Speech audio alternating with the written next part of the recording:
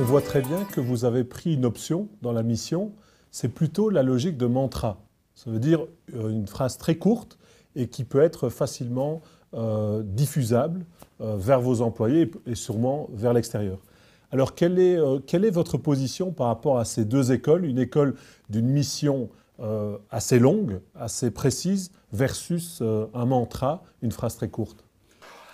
Les deux ont sans doute des avantages et des inconvénients. Nous sommes des communicants, des communicateurs, on est dans le secteur de la communication, organiser des salons, c'est ça.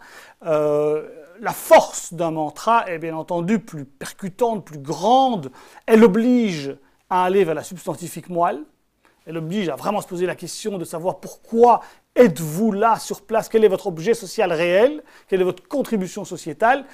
On peut faire des grandes phrases, nos collaborateurs ne vont pas être capables de les répéter. Je ne vous dis pas les clients et les stakeholders.